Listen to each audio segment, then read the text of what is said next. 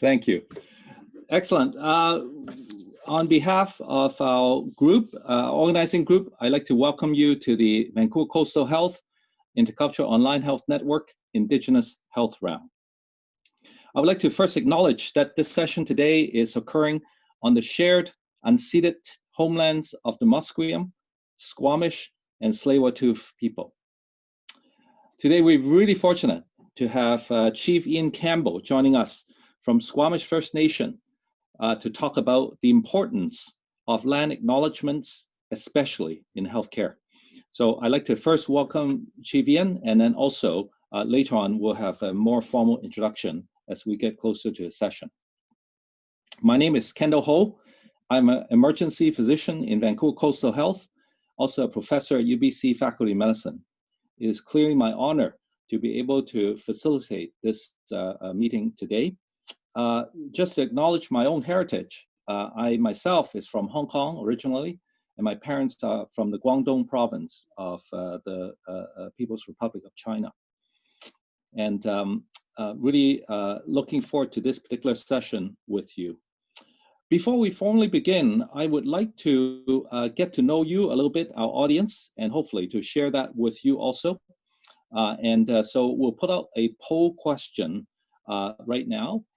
If you can fill this out in terms of your profession, and as you join, we'll be closing the poll in about 15 to 20 seconds. In the meantime, I'd like to just notify you that we'll be recording this session. This session, of course, is very valuable that we'd like to be able to use it as a webinar for people who might not be able to make it. And I really want to appreciate all of you signing up. We have 300 people for this event, which is the maximum capacity of this web conference. And we have additional 80 people on the wait list. And we do apologize for the ones that we cannot accommodate on this occasion. We'll have to look for a bigger Zoom room next time. But really want to thank you very much for wanting to be here and share your thoughts. And also we discuss this together. So the session today will be primarily dedicating most of our time with our chief, Ian Campbell, so that in about 5 minutes to around 12:50 p.m., that Ian Campbell will be sharing with us his wisdom. My two colleagues from Vancouver Coastal Health Indigenous Health Group, Priscilla and Colleen, will be facilitating the conversation. At 12:50 or so, we'll be opening for Q&A to all of you, so that I'll be moderating that section. Please use your chat function to be able to ask your questions. Anytime during Ian Campbell's discussion, please put that on chat so that we can take your questions down. Perhaps we'll close the poll now, and let's see if we can then share our results. Can you guys see the results? Yes, thank you. So wonderful. We have a very good cross section of different health professionals. Excellent for all of you to join us. Great, fantastic. We'll take that down now. And what I'd like to now do is I'd like to invite Lindsay Arscott. Lindsay is the Director of the Primary Care Quality at the Ministry of Health. And this program with interCultural Online Health Network participation is really thanks to the Ministry of Health Patients as Partners branch in the tremendous support over the last 12 years in this program. And I'd like to welcome Lindsay so that you can give us an opening remark on this. Lindsay? Great, thank you, Kendall. Can you hear me, just to confirm? Okay, I think the thumbs up is a new way of interacting now.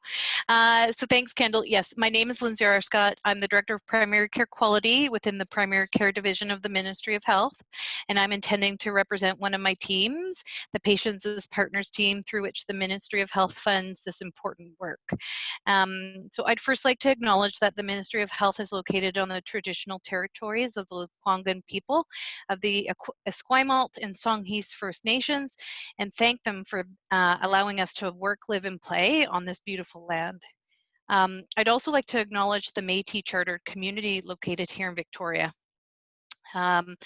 I secondly would like to thank all of the attendees today. I'm really amazed at the number of people joining today. It's really heartwarming, actually, that people are taking time out of their busy schedule to attend this important event today. And to thank iCON for hosting it along with their collaborators and partners. And then I'd like to say a special thank you to Chief Ian Campbell from the Squamish First Nation. I'm really looking forward to hearing from you today. And on a personal note, I'm actually very excited to participate myself, having lived and worked in Toronto, Ontario, and just recently moved back to BC back in January before COVID, so I was very lucky.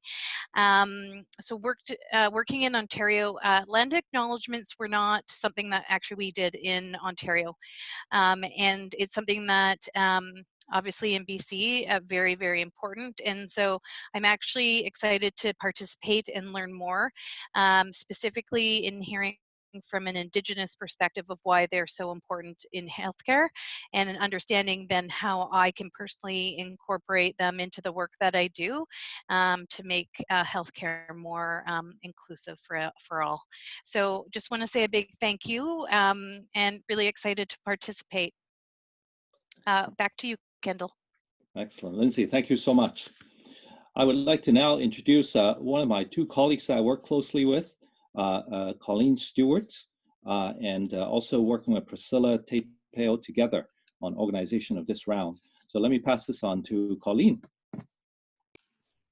Hi everyone, my name is Colleen Stewart and I'm working with Aboriginal Health today. I am from the Squaw First Nation in Chilliwack, what we call Stalo territory. So I'm honored to be included in this iCON panel today. Thank you. Great. And Priscilla? Wache. Hello, I'm joining from Wewakam today, which some of you may know as Brackendale in the Squamish Valley. It's the homelands of the Squamish Nation.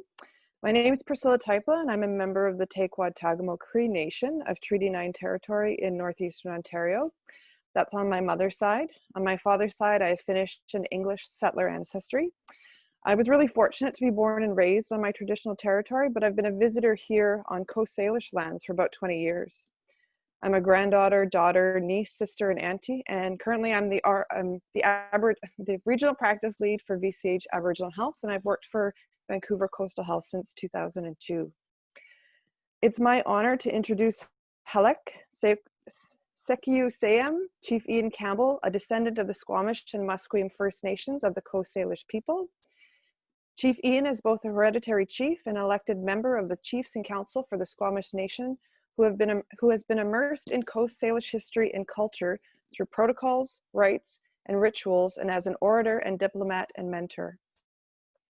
Chief Ian holds an MBA from Simon Fraser University, and he was a founding member of the MST Development Corporation, a historic partnership between the Musqueam, Squamish, and Tsleil-Waututh nations to regain ownership and participate in joint management of these significant lands within the shared territory. Here at VCH Aboriginal Health, we have been really fortunate to have Chief Ian walk with us and provide guidance, support, teachings, and expertise in our ICS systems transformation journey for many years. Welcome and miigwech. Thank you, Chief Ian, for joining us today.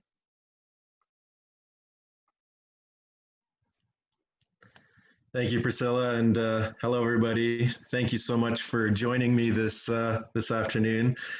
I really appreciate your time, and first of all, I want to commend each of you for the profession you've chosen. What you do matters, and it makes a difference, and we are all tremendously grateful for your service to community. I want to thank Kendall and all of the organizers for putting this day together virtually using these modern smoke signals. It's a sign of the times. And I want to acknowledge Leslie Bonshore and her team for all the work they're doing to affect positive change within the system as well, to bring us together collectively. So yeah, today our topic will be on land acknowledgements. And I'm happy to share with you some of my thoughts around this, and certainly welcome your feedback. This is your time, so let's utilize it the best way we can and make sure that your voice is heard. There are no dumb questions. So let's begin. First of all, I was born and raised on the reserve in North Vancouver called Aslaan, where I currently reside. And I was fortunate I was raised by my late grandparents, who immersed me and my sister in our language and our ceremonies throughout the longhouses of Coast Salish territory. We continue to hunt and fish for our main sustenance. We love to eat traditional food. And I'm the proud dad of 3 children who are now going on to university. And yeah, I feel like a relay runner. So much of the words I'm going to share with you were shared to me by many of my late mentors, my elders who have now passed on. And I was fortunate as a young man to sit with many of our old timers who were very generous and kind and patient with me in sharing our history and our culture. So most of you have probably been taught through your academic experience that all Indigenous peoples in the Americas, right to the tip of Tierra del Fuego, came across a land bridge, known as Mongolia and the Bering Sea land bridge. This is not our story. So I invite you to shed what you may have heard with other people's theories about Aboriginal people and open your mind to listen to actual histories as told by Indigenous peoples. That is the crux of land acknowledgement, is understanding that we have something valuable to share in welcoming all settlers to our lands and building a future together. So if you look at all cultures around the world, we ask ourselves, what is the first story that humans tell? And it would go back to the universe in darkness, our creation story, and cultures all over the world talk about their interpretation of what science calls the Big Bang Theory. So for us as Coast Salish people, it begins with raven, seagull in the box of daylight. Raven, not the physical bird we see outside, but the spirit of raven represented darkness. It represented permanency and death and the male energy, and seagull represented the female energy, the life giver, the spark of life that ignited all the energy through the cosmos. So that becomes our foundation of who and what we are as people, as connected to the universe. It's important to look at the timeline of our mythology, stemming from the creation story. We then talk about our first ancestor stories and what it was like for those early ancestors. We continue on our trajectory to then talk about the mythological times, pre-glaciation, when there was large megafauna that we no longer see today. There was transformation that occurred. And again, science talks about this through evolution. We talk about it through transformation and our stories of transformation in the mythological times. Stemming from the mythological times, we then talk about glaciation, which is all of us here are the direct descendants of those that survived these eras many thousands of years ago. The last ice age here was 6,000 to 9,000 years ago. And many of our names, like Kepalino, which you will see, or Kitsilano, which I'm sure you are all aware of, tie us back to these early times of our ancestors, that we are the direct descendants through these lineages of those that survived these chapters of change and transformation. So the ice ages are important, but that's where science tries to pick up our story and say that we all came through a one-way door. We didn't go the other way. It only came one way. And that just doesn't suffice for the diversity of Indigenous peoples throughout North, Central, and South America, the diversity of language, the DNA compositions, genetics, all of that science simply doesn't account for 10,000 years of expansion. So our stories connect us through our lineages, through our ancestral names, through our place names, and through adaptation, that we are never stagnant or never a population that was consistent. Over all of the millennia, our populations went up and down, where today we are 4,000 members as Squamish Nation. So if you continue along the timeline, post-glaciation, we then have another universal story of the Great Flood. Everywhere I've traveled in the world, I've been to around 36 countries now, where I've been fortunate to interface with other cultures. Many of these cultures talk about the prominent peaks that stuck out of the water during that time, and that became their safe haven. For us as Squamish, we have 3 prominent peaks in our territory. One is directly to our south, which you can see, known as Huisac, also known as Mount Baker in English. You also have 2 prominent peaks to the north in the Squamish Valley called Inchkite, which is Mount Garibaldi, and Schultz-Quote, which is Ice Cap Peak. So you will be quizzed at the end of this. I hope you're learning a bit of the place names and language in this story. But anyway, these 3 peaks became the safe haven for our people during the Great Floods. And when the waters receded, the people were traumatized. They couldn't go backwards to the way it was before the flood or backwards the way it was before the ice ages. They can only move forward through adaptation, through innovation, through tenacity and resilience, which is not isolated to Squamish Nation. This is a story of humanity. So after the Great Floods, we then talk about Tswat Tsetsop, which were leagues of professionals that adapted to our changing climate, where it became more temperate. We moved into longhouses, post and beam timber frame homes. We carved beautiful canoes. We developed very ornate culture of ceremony, rites, and rituals that we then practiced up until 1791, where we then discovered the first Spaniard in our waters named Captain Narvaez, followed by Captain Vancouver the following year in 1792. So this represents a modern catalyst of change where, again, we can't go back to the way it was before contact with European cultures. We can only adapt and move forward. So our populations declined. We crashed as a result of epidemics. We're going through another global pandemic.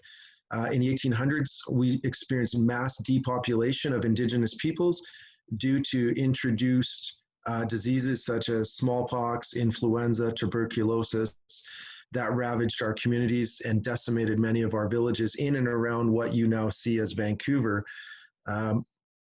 So one thing that is important for you to understand is that no matter where you go in this great province or this great country of ours, you are in someone's territory. There is no such thing as terra nullius or doctrine of discovery, where the narrative is that this was a free and vacant land open for settlers to come in and stake claims.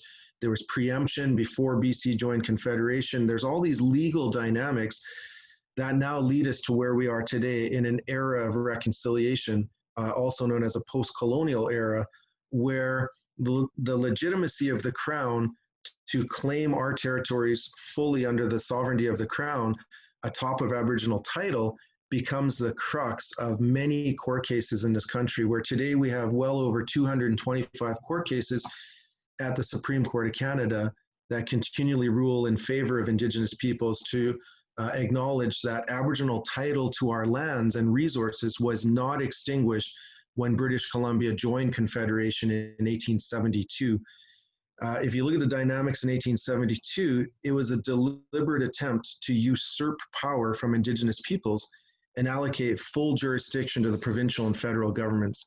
This was without Indigenous consent and without compensation, where it was compounded in 1876 with the Indian Act, which is still alive and well in this country today, that attempted to subjugate Indigenous peoples and relegate us to reserves, which I grew up on and live on. If you put the reserves of the Squamish Nation together, collectively they comprise 0.3% of our territory, so less than 1%. So that represents marginalization, alienation, and legislative oppression under Canadian regimes.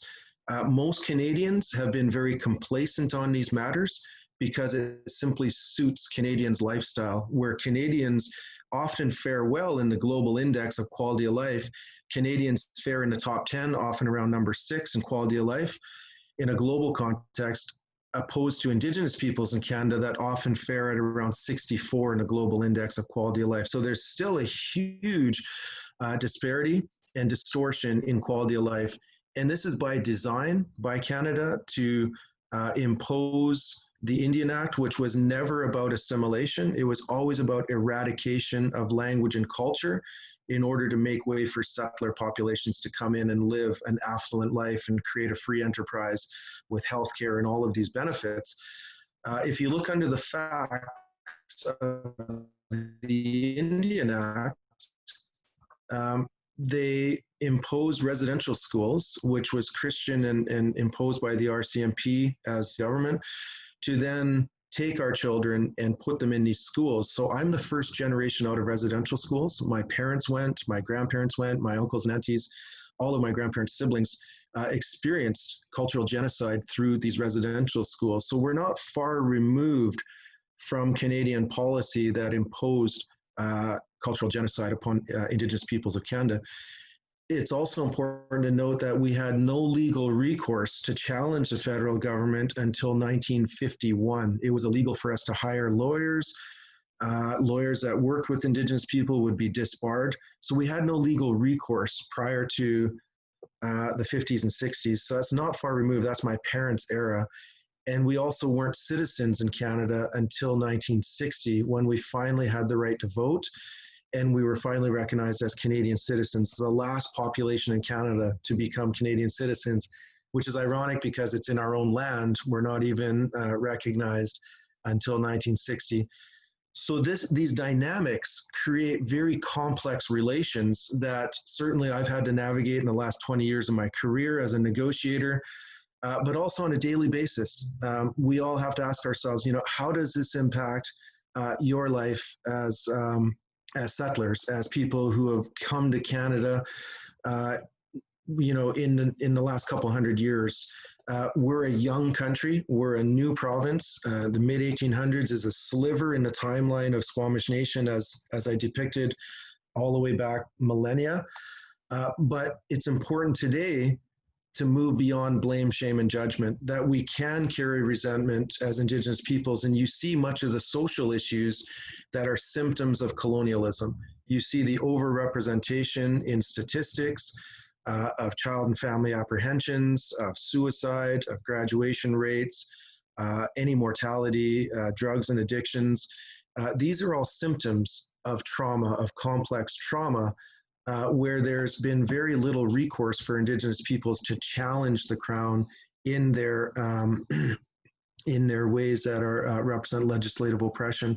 So it becomes very challenging to ask ourselves, why do land acknowledgements? Why does it matter? What do we actually care whose land this in, as long as Canadians are living a quality of life? Really, I invite you to read books such as John Ralston Saul, A Fair Country, where John's argument is that Canadians are in denial of our own true identity, because the narrative today to newcoming Canadians is that Canada is founded on French and English. This is a tremendous disservice to all Canadians to ignore our own true identity, that we are founded on Indigenous peoples that are still here. We're not a vanished race. We haven't been extirpated from our lands. We continue to survive, and we continue to reframe our relationships with other levels of government to try and seek a better future for us collectively. So A Fair Country talks about us as a Métis society, that we have touch points to Indigenous peoples throughout the establishment of Canada as a confederation, and that those early alliances and those early intermarriages with Indigenous populations allowed for access to resources.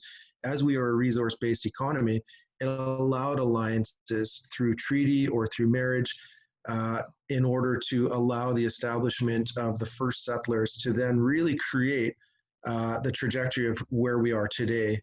So we're not far removed from these dynamics. So when you look at land acknowledgements, I'm fortunate, as I mentioned in my intro, that I've been raised by my elders, and they shared with me the place names, the village sites, the resource gathering areas, the mythology, the burial grounds that are still in and around all of what is known as Vancouver. Everywhere you go in our territory, it's laden with mythology and with history that spans many thousands of years. But we've been invisible in our own land, where the average person really has no opportunity to delve deeper and explore these issues because our stories and our place names and our histories, there was an attempt to eradicate it through residential schools and to kill our language. Today, we have only maybe a dozen fluent speakers of our language in a population of 4,000 Squamish people. We just lost this year our last elder who was 90 years old that grew up with Squamish as his first language.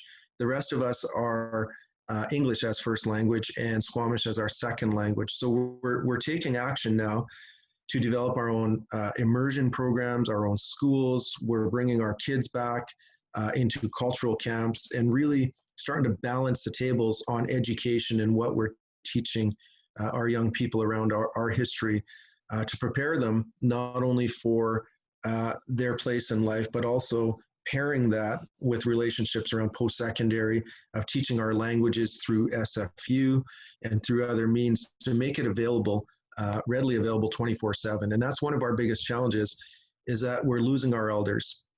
And we don't have the people to then share the history. So land acknowledgements are an opportunity for you to celebrate that our history is your history, that it doesn't just start with 1872 when BC joined Confederation.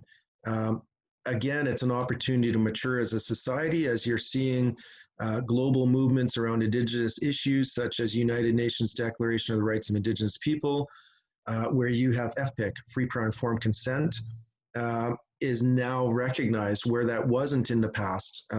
In settler governments, they completely disregarded Indigenous consent and said, we're going to run roughshod and trample on Indigenous rights. They forcibly removed us from False Creek and Stanley Park and Vancouver and forced us onto reserves in 1913, which, you know, again, our elders, our grandparents who we lost were the ones who were moved from those. So we're not far removed from those traumatic times where our people were forcibly relocated.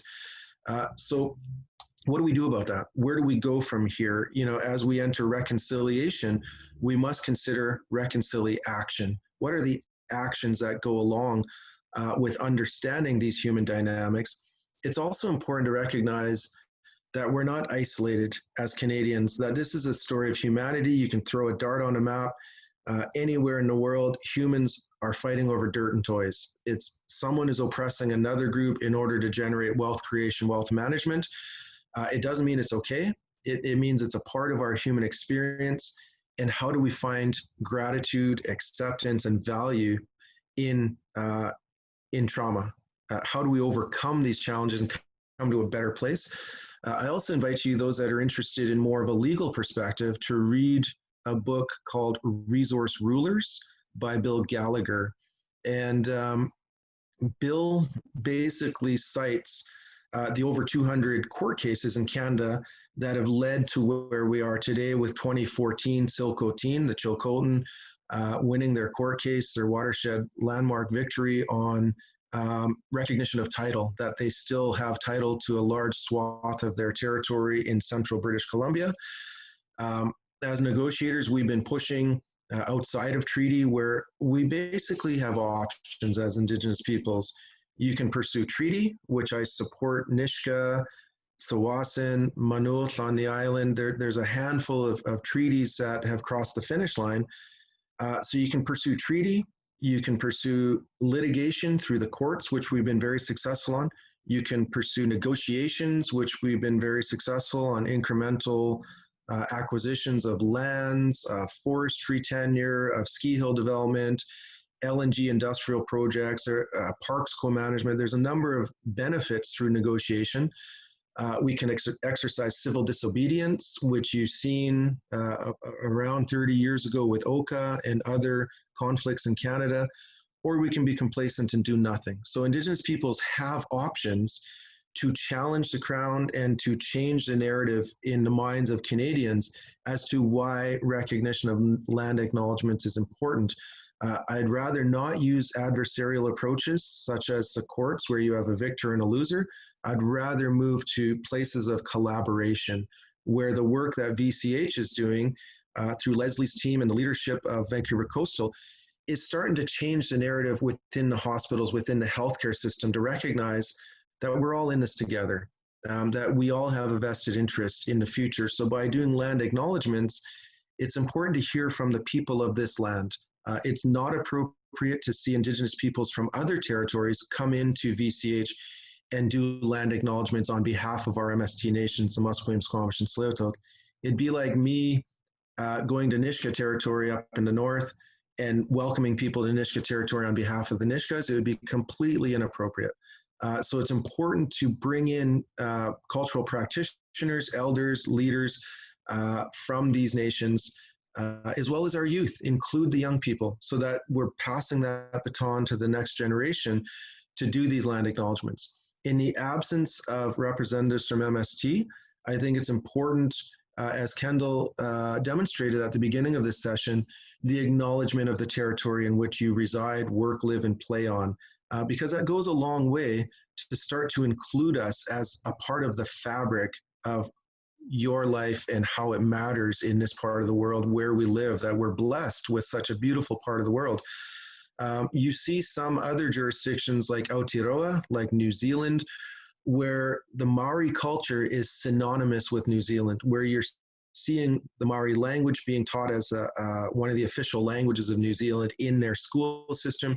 You're seeing elected officials in every single instance getting up and sharing the first 1 or 2 paragraphs of their speech in the Maori language. They're fortunate because they have one contiguous language in New Zealand, as opposed to Canada, which has 11 language families across Canada. 7 of them are in British Columbia, where if you compare our Squamish language, which is a dialect of Coast Salish, compared to something like Haida, it would be like comparing German to Japanese. They're completely different languages. So it makes it very difficult for you as individuals to learn Indigenous languages. For one, our language is very difficult compared to English. You could tell we ate a lot of salmon because it's like we got a bone stuck in our throat, like my name, Khalek. We have a lot of h and k and tl sounds that you don't hear in English. So it's very different. But I invite you to use every word you can, whether it's osia, our acknowledgement to each other to say thank you, or whether it's hoichacha, or using any aspect of our language. Because our language is in peril, we want to share with you place names. So, you know, where Vancouver is, where VGH is, for example, that's an area called Haiwaasks. It's hard to pronounce, but it's an old village site just down in False Creek.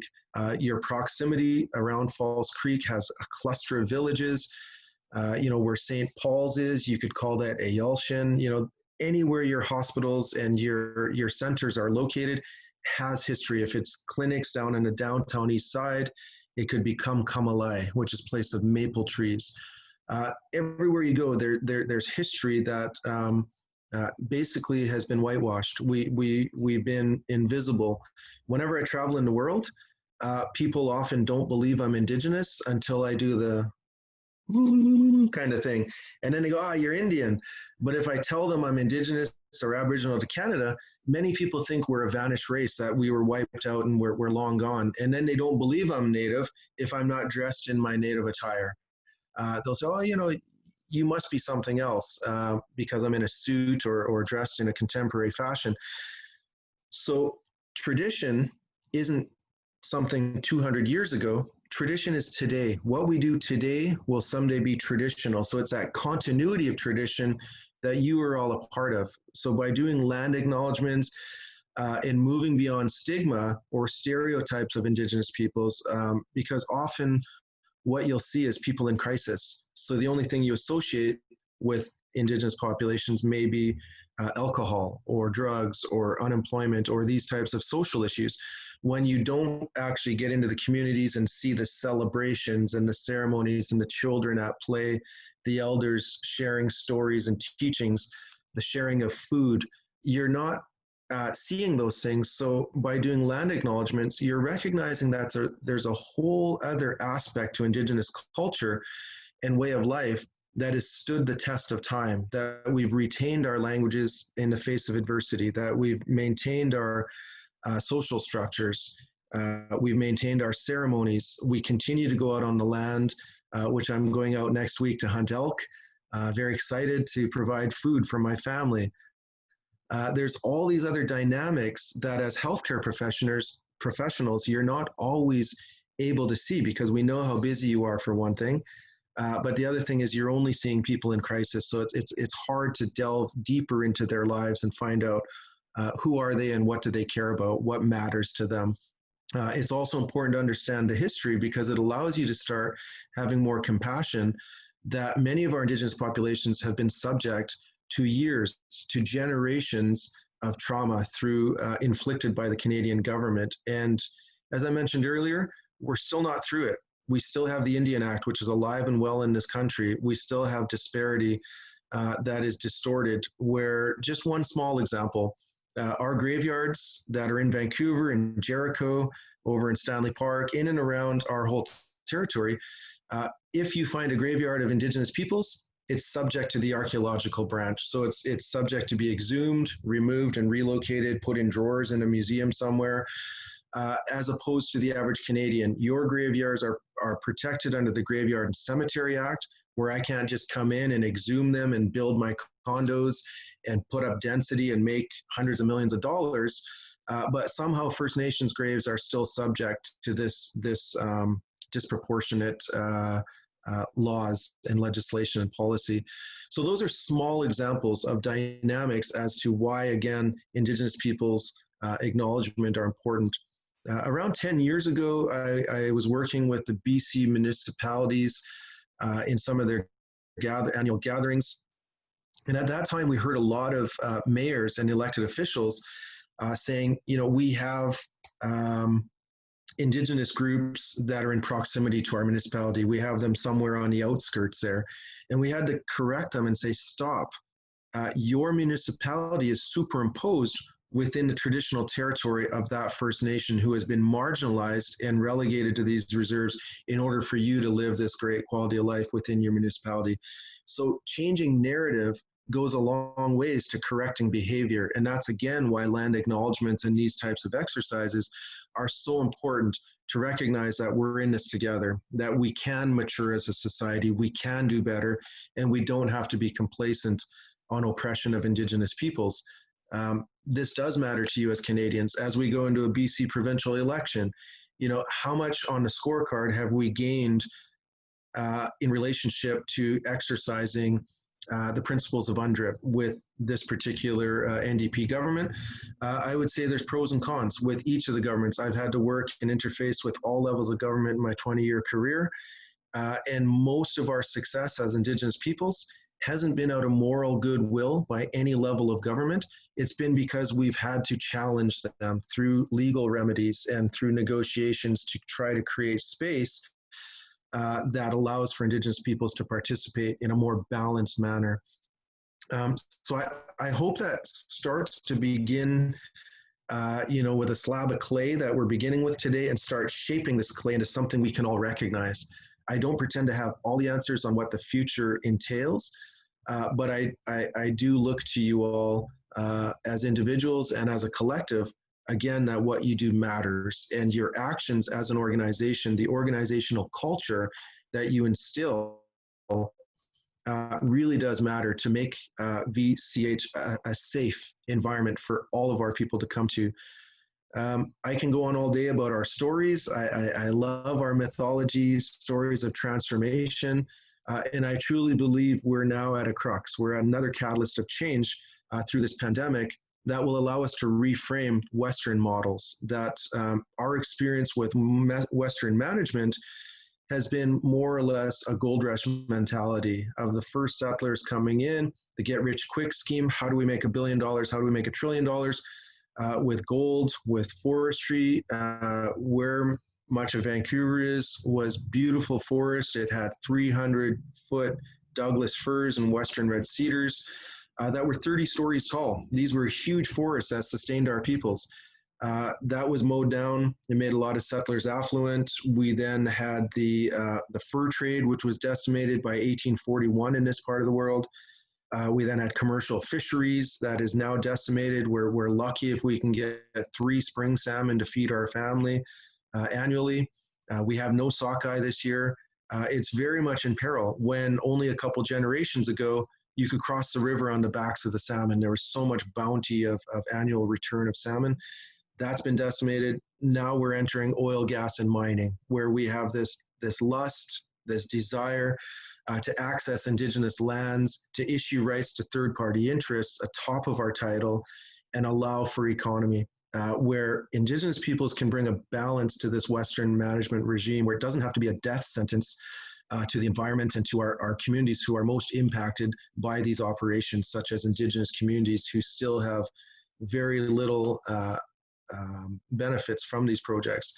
And we're actually pitted with abject poverty is the reality for many Indigenous peoples today in this country. So we can do better as a community, as a population.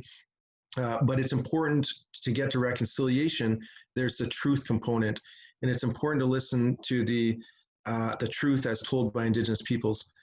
I was fortunate during the Truth and Reconciliation Commission to travel all across this country as a young leader and listen to Indigenous elders from many different nations articulate for the first time the darkness that they had carried since they were children, when they were abducted by the RCMP and by the Indian agents and sent far away to different lands to attend these residential schools. It was the first time many of our elders finally talked about their experiences that they carried for decades, the shame that they carried, the trauma that they carried.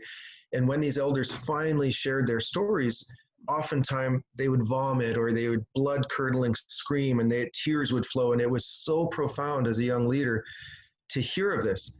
I also had the great fortune of traveling all over the country to listen to the murdered and missing Indigenous women testimonies of our families who had lost Indigenous women. Today, to this day, our women are going missing and they're being murdered.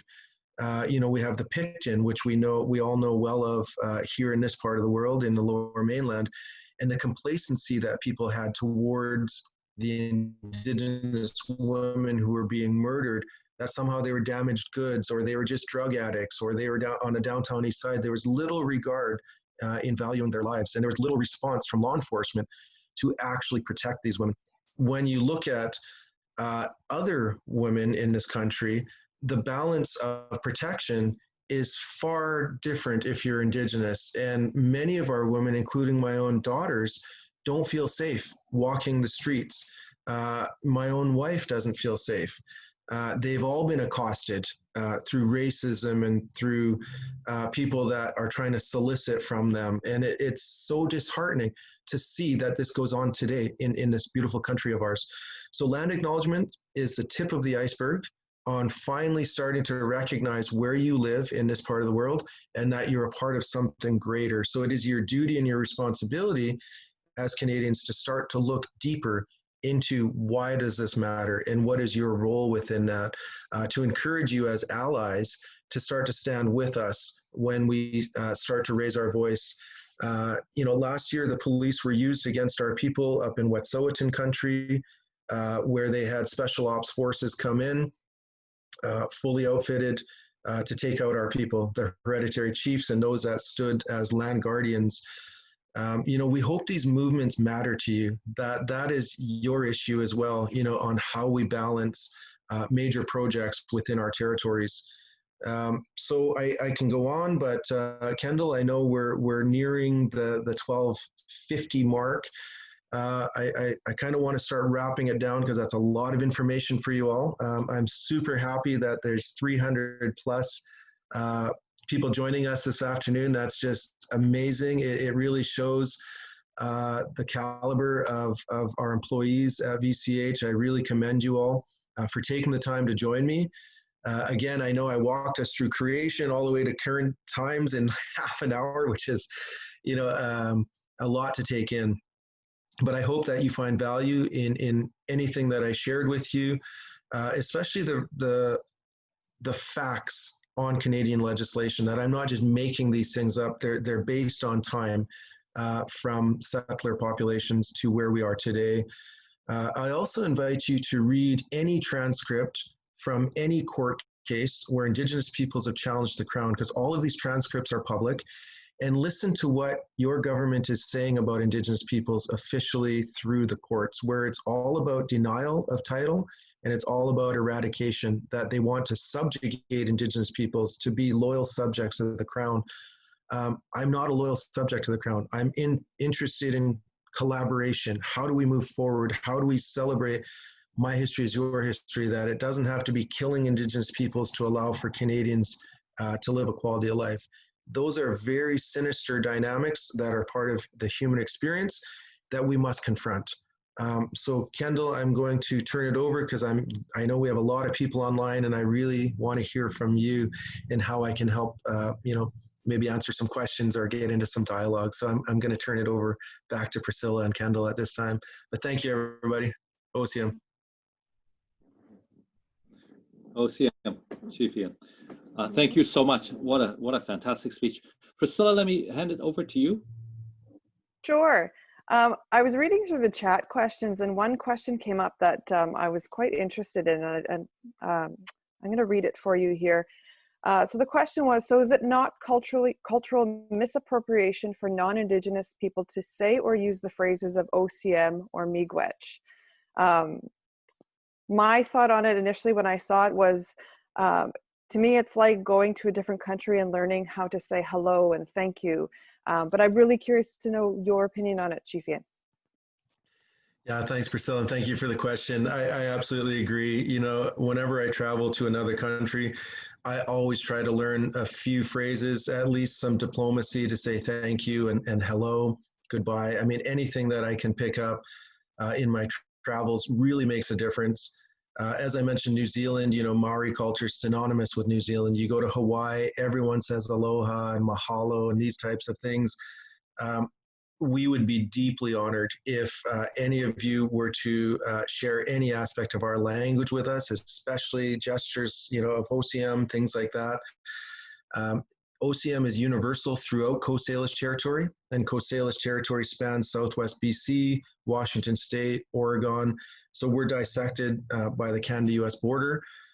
But we, you know, anywhere you go in our territory, if you were to do that gesture, the Coast Salish people would right away recognize that and be very grateful. So please use it. Our language is on the brink of extinction, so any words you use helps. Thank you. Great. Thanks, Priscilla. I would, Colleen, do you have, I also know that you may have questions for Chief Ian. Colleen? Yes, so just give me one moment here. I'll just, I accidentally opened the chat by mistake.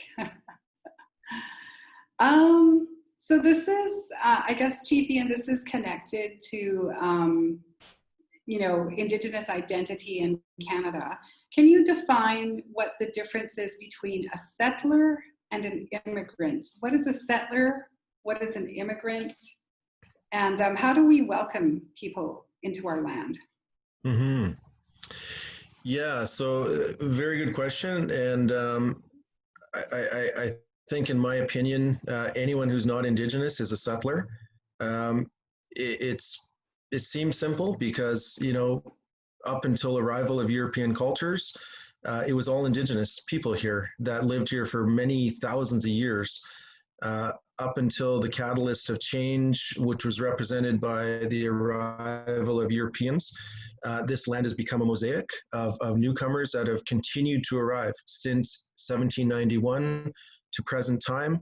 We have many people who have come through who are also not recognized. When you look at the establishment of British Columbia, it wasn't just built on European settlers, it was built on Chinese, on Japanese, on East Indian, on First Nations.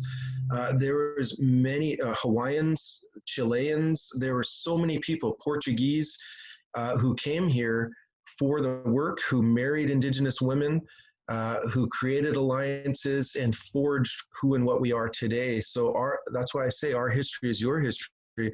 Those settlers couldn't have made it if it wasn't for access to those resources through political alliances, as well as military alliances, where at times Indigenous people enforced our laws, and at other times we stood with other regimes, such as back east. You see, you know, the War of 1812, those types of things relied on military support from Indigenous peoples to create Canada. I'm delving far. So basically, anyone who's not Indigenous who comes here is a settler, because their families have settled in these lands from other areas of the world. Whether you've been here 2 generations or 11 generations, they're still settlers because they've settled this land from a different country. They brought in their own foods and cultures and language, which add to the mosaic, but are still settlers. Thank you. Thank you very much. I know that for some of us, we may have to leave by 1 o'clock. And so I want to first, of course, acknowledge that. Thank you very much for being here, all the audience members. And of course, thank Chief Ian for just tremendous story. And in fact, I gotta commend you, Chief Ian. I've been to many, many Zoom rounds. We start with a certain number, and usually the number goes down. In your case, we start with a certain number, the number keep going up, never went down. So amazing. So really appreciate that. But the actual round itself, by the way, for everyone, it will finish at 1:30. So if you can stay till 1:30, of course, we'll continue with the Q&A. But for those who may have to leave at 1 o'clock, obviously want to take this time to really want to thank you here. Very, very active discussion on the chat room. Let me quickly start the question period. The first one came at 12:33. And this is a bit of a cluster of questions, Chief Ian. One is, how do you find out where do you work, play, and live in what territory? Secondly, how do you find out the appropriate pronunciation of the territory? And number 3 is, one of our members want to find out in Lions Gate Hospital, what territory does it belong to? Mm-hmm. Yeah, excellent. So, that's one of the challenges. Not a lot of our information is online yet. So, one of my files in 2008, leading to the 2010 Winter Olympics, was to create visible presence in our territory on a sea-to-sky highway, for example. I was fortunate to do the non-safety signs in our language, which immediately conveys a message. It's not French, it's not English, therefore it must be Indigenous. But we need supporting platforms like apps and other web supports that you can readily type it in and find this information. Unfortunately, it is a little constrained, where it's confusing to many British Columbians because, we have a lot of shared territory and overlap with our nations. The Indian Act attempted to segregate us into you're only Squamish or you're only Musqueam, you're only Tsleil-Waututh or whatever nation. We've had to reframe that and come back together to reaffirm our kinship ties as MST nations, to recognize that Vancouver is the shared territory of the Musqueam, Squamish, and Tsleil-Waututh. That took a long time to move beyond competition to a place of collaboration where we were competing over scarcity of resources. We're now able to collaborate and jointly negotiate, where we have the acquisition of over 120 acres of fee simple land in Vancouver, representing huge growth, $1 billion of land, part of the solution for Vancouver on affordability, market housing, rental, those types of things. But in other areas, it can be confusing. I invite you to certainly look on the web. Assembly of First Nations, British Columbia Assembly of First Nations, or just BCAFN for the acronym, often has a lot of information. It's a political body that all 633 Indigenous First Nations groups in Canada participate at the Assembly of First Nations. Within those resources, there should hopefully be links. There's also the First Peoples Council, which has a website. It's focused on language revitalization. And First Peoples often has maps that indicate, the British Columbia and the territories.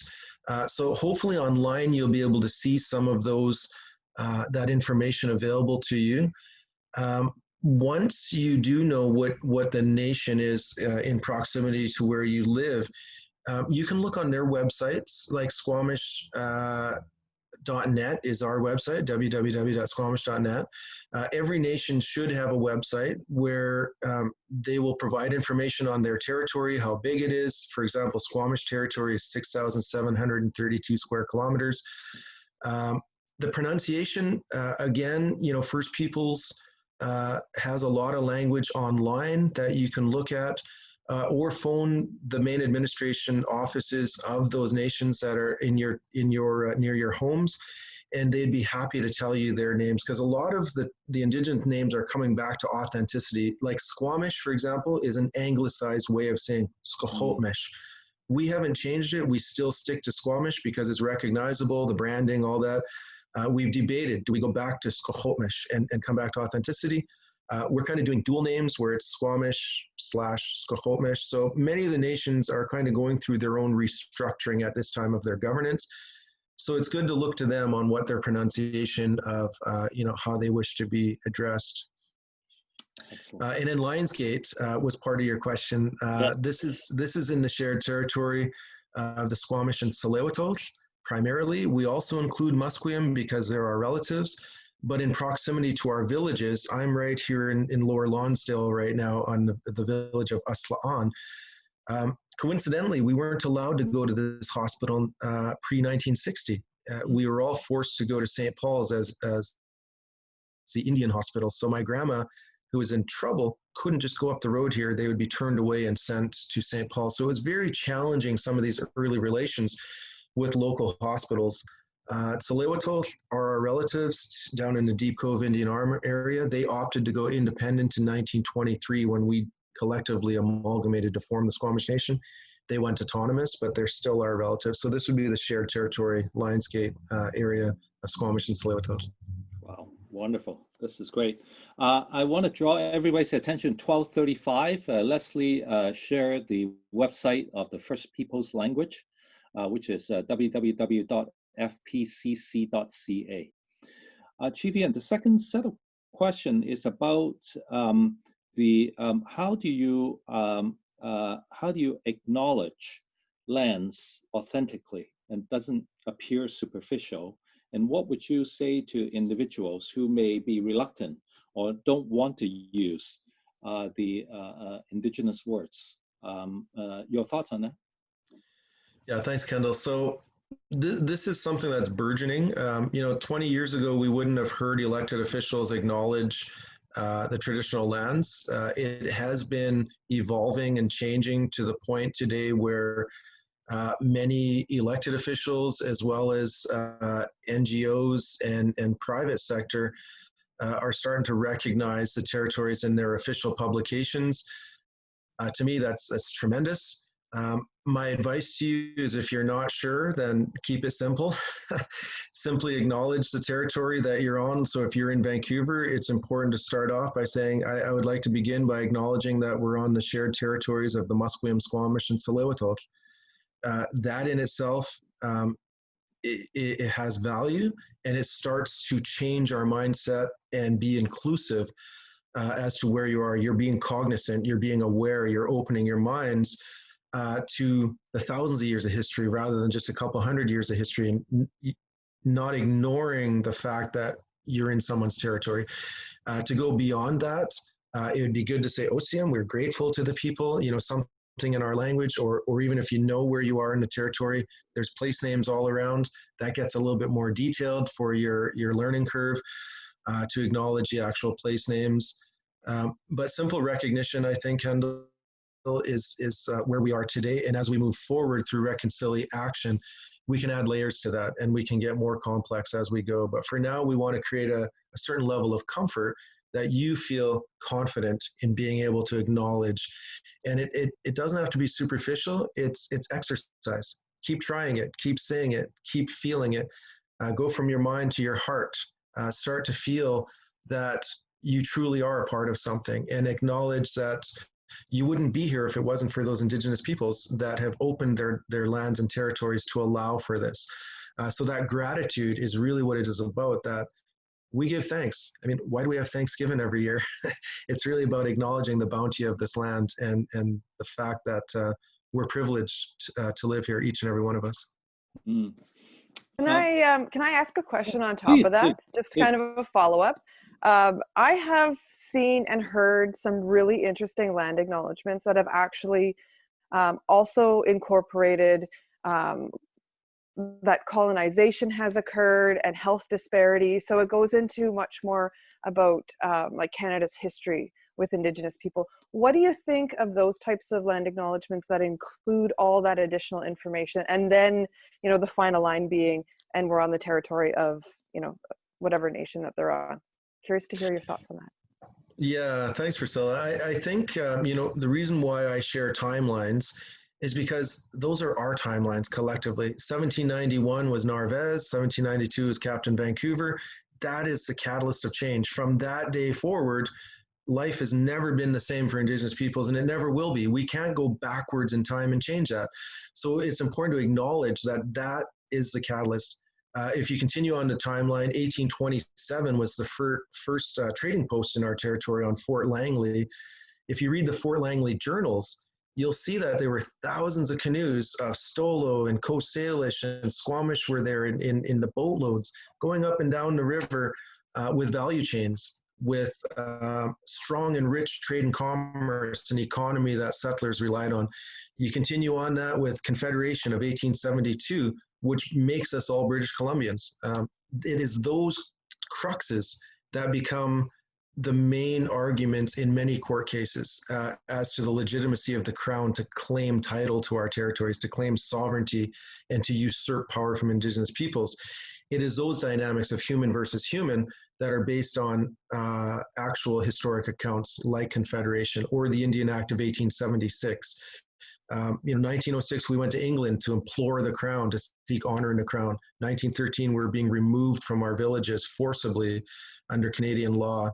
So it's based on facts. So if you want to get into some of those types of details and acknowledgements, my advice is look to Confederation. When BC joined Confederation, that's really who and what we are as a society today. That was the turning point. Excellent, thank you. There was quite a few questions about land acknowledgements within the Vancouver Coastal Health where we work. And Leslie has been providing great information. You also mentioned, Leslie, that in the intranet, there are different signatures that you can use for that. Leslie, do you want to speak a few minutes to that? I think there's about 5, 6 questions around there. So yes. Maybe Leslie, do you want to speak to that cluster of questions? Absolutely, and I understand that we'll have a list and be able to mail out some tips and tricks to folks as well. But we've done a lot of work inside Vancouver Coastal Health, led by our Indigenous cultural safety team and partners like Chief Ian and a group of elders to ensure that we have the right names attached to all of our locations across Vancouver Coastal Health. So in essence, what you do is you look down this list, and if you're working, like I see my friend Mealy on the line, and you know, she would look to see, okay, where am I situated, whose traditional territories am I on? And Mealy is working in Tla'amin, Pal River, so she's working with the Tla'amin people who are post-treaty people. So this becomes a little more in depth because they've claimed their own sovereignty and they're now their own government equal to the government of British Columbia. More on that. I probably opened a can of worms by saying that alone, right, Chief Ian? But you know, what we've done is we've taken every single location where Vancouver Coastal Health has a building and employees, and right beside it will say, you know, which land you should acknowledge while you're working at that location. We can change our Aboriginal health team, and many of our leaders may be standing in a different location every time they move or every time they present. So our board of directors and our chief executive officer may be standing up in Heiltsuk territory at Bella Bella doing a public facing meeting. They would acknowledge that land first and foremost, as the ministry does, and as anybody who's in public office would acknowledge where they're standing. And then you might say something like, but I do my work at. So for example, today I'm sitting in my own home in the traditional unceded territories and homelands of the Semiahmoo First Nations people out in White Rock. But my work is conducted in where my office is, which is in the Musqueam, Squamish, and Tsleil-Waututh territory, for the most part. So you work around that, and it really is, as much as we can give you this information, it is also just really prudent upon our 250 plus allies listening in on this conversation to seek the information out for themselves. do a little work, just like you would if you were planning a holiday somewhere. Which land are you going to? What is their traditional practices? What food do they eat? What language do they speak, right? So we are visitors in this land for the most part, and seeking out that information is really good. It's a good practice. Excellent. Thank you very much, Leslie. Chief Yan, I just want to first say also that when I was reading through the comments, there are many, many, many expressions of thanks to you for the tremendous stories, for the mythology, for the history, and for the authenticity. And I also see a lot of people acknowledging that, you know, from now on, when I do the land acknowledgement, I'll do it with my heart, which is tremendous. At 12:39, there's a question that came in that someone was at the Robin DiAngelo webinar. And that webinar, there's some discussion about US, Canada, whereas is there a difference, US thinking about assimilation versus eradication compared to Canada? What's your thought on that, Chief? Yeah, thank you. So we certainly are reaffirming a lot of our political ties with Coast Salish groups in Washington State, particularly around major projects like TMX and issues around the Salish Sea, revitalization of salmon and orca, for example, resident orcas. It's been a challenge because you know, they've utilized court remedies in the stateside.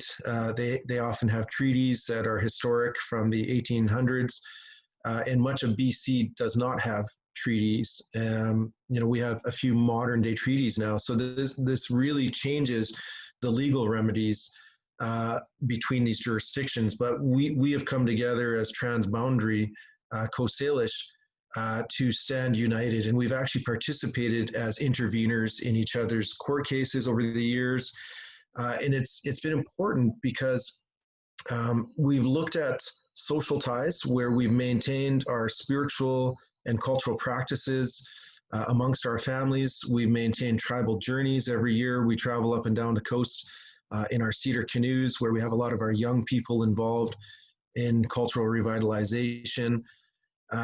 Now we're moving towards political ties with each other, as well as economic opportunities to invest in each other's economic development.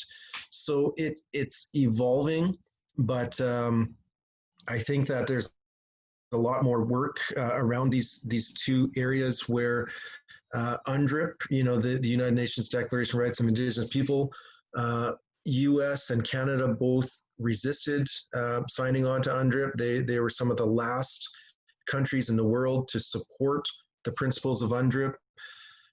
We know that, you know, both of the Canada and US have different approaches to their cultural genocide. Down in the States, it was more military. In their expansion west, in BC, it was through mass depopulation of disease that was introduced to us without vaccinations and things like that being afforded to us. So they were different modus operandi in expansion, of Western expansion, as well as the different legal regimes that are available. For Canada, we have the British law, which we've utilized. If you go to other Indigenous groups like Peru, for example, you know, they're under Roman law. They don't have UNDRIP. They don't have protection of their Indigenous peoples for the most part. So we're fortunate and unfortunate in Canada that we've had certain legal regimes available to us. We also have major commissions in Canada, like the Royal Commission on Indigenous Peoples back in the mid-90s. I invite you all to read that. It's 300-pager, light weekend reading. But it's fascinating to look at, you know, these types of commissions like the Truth and Reconciliation Commission and the calls to action. That's something that you can look up online, the TRC, and look at how you can embrace as an organization, but also as individuals, the calls to action. You know, look at issues like murder and missing Indigenous women. How can you be involved in compelling our governments to take stronger action, to hold law enforcement accountable? These types of issues are things we can take action on in Canada, but we have to have mass, critical mass, where we have many people making this an issue that's important to us as Canadians. Right now, much of these issues are on the side table for the average person, where they sort of delve into it. They're not sure. They don't know if it's appropriation, as was mentioned earlier, if they're going to speak on these issues, but we need your voice. So hopefully that helps just kind of understand some of the dynamics of our Coast Salish people. All across Canada and US, it usually dissects most Indigenous groups. So many of our people in BC, like the Tunaha and Cranbrook, for example, have relatives down in Montana, all the way across their trans-boundary are tribes. So the Canada-US border has really separated our peoples quite significantly. Excellent. Thank you very much. We have a clinical colleague who asked a very important question. She's a dietitian. She's just saying that beyond land acknowledgements in meetings like this, is there any meaningful way, or should we land acknowledge when we do our clinical work, when we see our patients, for example, as an emergency doctor or nurse? Do you have any advice for us for that? Yeah, that's an excellent question. I'm learning more about VCH's operations and how we can introduce various tools for you to consider. Visible presence within the clinics, I think, is important. Any sort of language or art that celebrates where you are immediately conveys a message that's nonverbal. It just creates the ambiance. When you're coming in, we don't expect you all to weave baskets with us, every day. There's ways in which you can celebrate Indigenous identity and culture through land acknowledgements, but also, incorporating other holistic ways of wellness aside from Western wellness practices, through smudging, through cedar boughs, through song, through drumming and singing. Many of these tools that our people have used for countless generations really help to balance the mind, the body, the emotion, and the spiritual well-being of us, where we're not just addressing physical ailments, but we're looking at factors that have led towards people's being unwell. And I think a lot of Indigenous cultures add value to your regime and your arsenal that is available to you to help bring people back into balance. So if you start to incorporate these aspects of wellness, I think it also adds value to the individuals that are seeking help. So that's something that comes to mind for me. We also have students asking, how can we learn more about this in our health professional education? What might be some of the ways that we can get more and more access to this? And what can we do in the educational realm to also help partner this forward with you? Yeah, again, this is all burgeoning, where we're seeking opportunities to be inclusive. Just at your leisure, for example, I invite you all to the Squamish Little Cultural Center in Whistler as a venue where you can go and actually interface with young Indigenous ambassadors. You can, experience a tour, some cuisine, you can see a film, there's some literature, there's a gift shop, and of course there's amazing displays of culture that's shared between the Squamish and the Lillooet people to the interior. That's one example of a venue you can go to learn more about our people and actually meet Indigenous peoples, rather than just learning online or through literature, to actually interface with our people. We, unfortunately with this year, many of our social gatherings have been postponed, but hopefully in the near future, I want you all to feel welcomed when you come to our annual powwow in July, when you come to our canoe races at Ambleside, also held in July, or look online for tribal journeys, because every year a different nation along the West Coast will host huge gatherings where you have 100+ canoes congregating from all parts of the coast, from California to Alaska, where we celebrate every year. And there's literally tens of thousands of people, which again will be very challenging during a pandemic. But when the world does change, how we adapt by hosting these gatherings it's open to the public. You can come and see the canoes. Oftentimes people will invite the public into our canoes to come out for a paddle.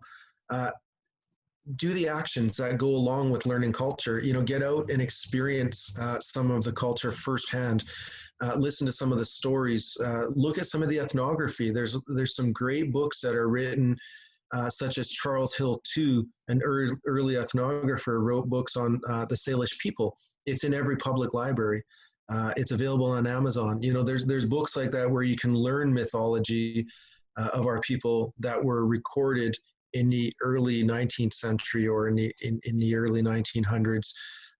There's some real gold within these spaces that are there for you to explore and to delve into to develop further understandings. Excellent, thank you. Another question is, how do you think, us as citizens, Arun asked, how can we as citizens help you and help the Indigenous people change and make sure that the Indigenous people and the nations are treated fairly, and to be able to work with our governments to get the fair settlement that you need? Mm-hmm. Again, Truth and Reconciliation calls to action, lay out really good roadmaps on how we can mature as a society collectively. It's not all one-sided where it's up to you to help us. We also have a lot of work to do in order to restructure our governments, to restructure our economic corporations, to attract and retain the best and brightest to come and work with us and for us. We're a small demographic. In Canada, the Squamish Nation are only 4,000 people, so the talent pool within our nation is limited, but we're 60% youth, so we have a large demographic of young people. They need mentors, they need careers, they need training. We want to enter the market through procurement opportunities.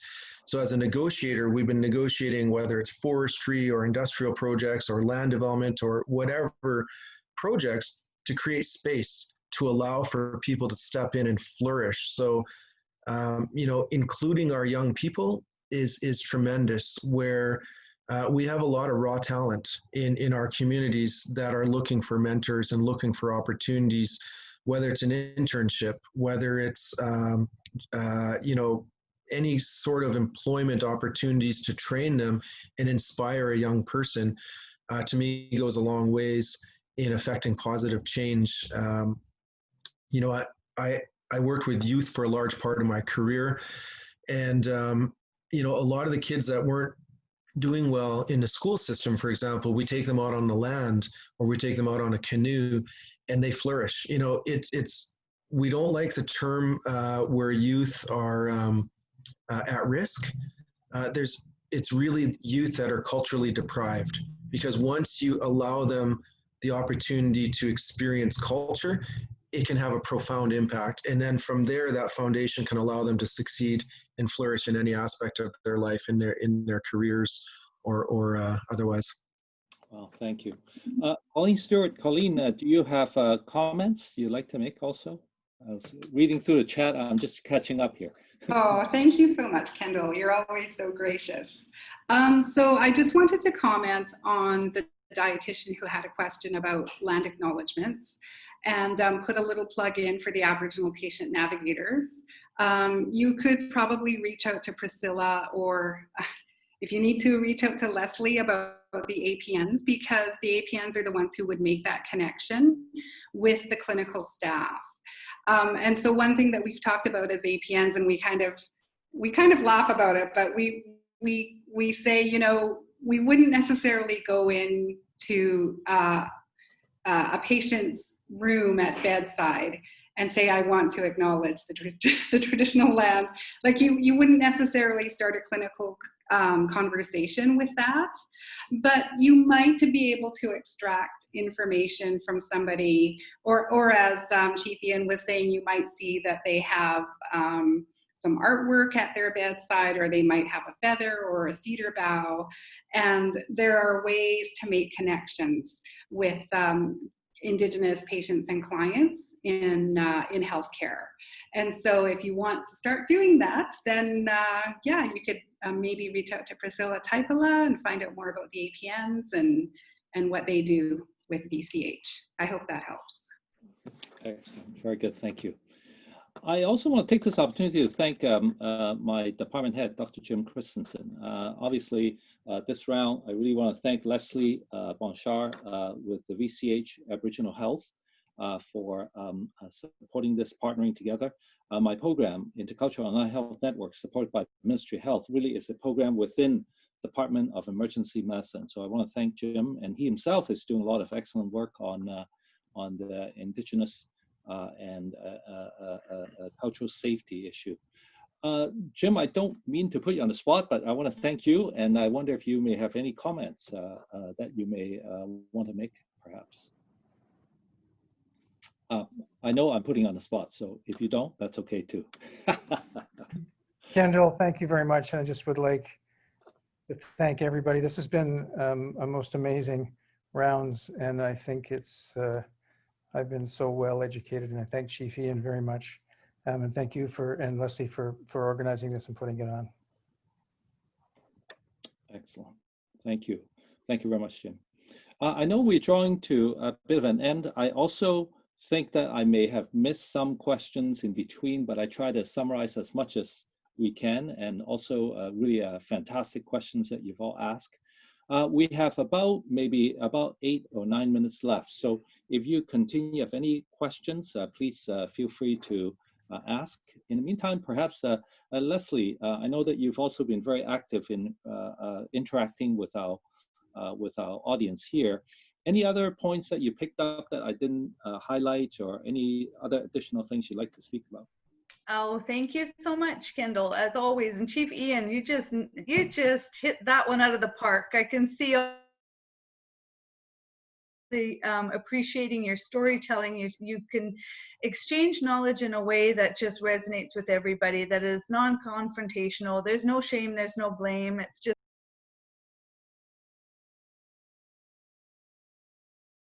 we have a lot of books that we have purchased to lend to you so that you can continue your learning through that.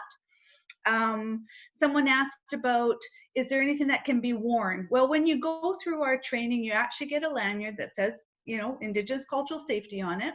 We have a first level of training, which we call the PESCA level, which is the level that we are still in. It's the only level that we've created so far, the curriculum, and have been able to deliver it. And it's called PESCA, which is a hummingbird. It's our Halkomelem word for hummingbird. And so you get a hummingbird pin when you've completed this training. And so that's the first level. We haven't offered level 2, 3, or 4 yet. So if you're not missing anything, if you haven't completed all of level 1, which starts out with the foundations and works your way through to foundations, is really 500 years of history. So it's truth telling. There is no reconciliation without truth telling first. So without truth, you can't reconcile. So that's the way our training, which we call foundations, 3.5 hours. Now, it has always been in person. We're working on a way to try to deliver it virtually. It might lose a bit of its power, and that's what I'm afraid of, but we'll do our best, because obviously webinars work quite well, as this Zoom meeting has certainly confirmed for us. We do have lots of opportunity to engage with cultural wellness through, and I want to mention this because Lindsay's on the call. We have an Aboriginal First Nations primary care network that we have been supporting for years here in Vancouver, that has both on-reserve First Nations owned, operated primary care clinics, and then urban primary care clinics, also governed and owned by First Nations and urban Aboriginal organizations. We as Vancouver Coastal Health have partnered and supported the establishment and development of this coordinated hub. And there's physicians, nurse practitioners, social workers, elders, dietitians, like everything, the full spectrum of primary care available from these clinics. It's an excellent opportunity to learn. You can visit them. The ones that have been longest standing, Vancouver Native Health, now called Vancouver Aboriginal Health, has been providing primary health care with cultural leadership for urban Indigenous people for the last 3 decades. The newest one's called Luma Primary Care at Grandview and 12, is that right? Nanaimo in Grandview. And that building and that clinic, I mean, you walk in the doors and you can tell you are an Indigenous run, owned and operated clinic. And the other one, most recent one is Kalala Lalem in the downtown east side also. As soon as you walk in, if you want to have an idea of what Indigenous design feels like so that you can actually acknowledge how the aesthetics of a space can change how you feel. Those are 2 places that you should go and visit. Anyway, thank you so much, Kendall. Lots and lots to talk about. Keep watching the iCON, because I know we've got lots more webinars to come your way. In fact, the next one will be November 24th. But before I go there, Leslie or Priscilla, would you like the October 14th to 16th summit? Would you like to speak a little bit about that? That will be our next learning opportunity, a tremendous opportunity there. Sure.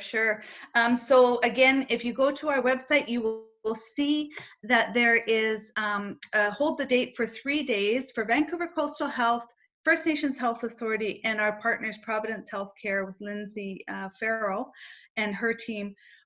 Join us for any part of those 3 days. We'll be offering all sorts of keynote speakers and subject matter experts that will talk about primary care, mental health and wellness,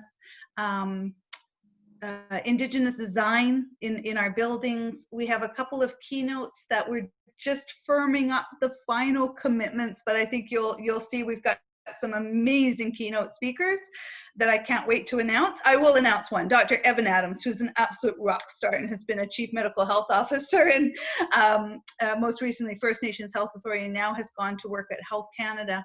And some of you recognize him as an actor in Smoke Signals, but anyway, he's just a dynamite personality and a physician, and I know his talk will be absolutely amazing. Excellent.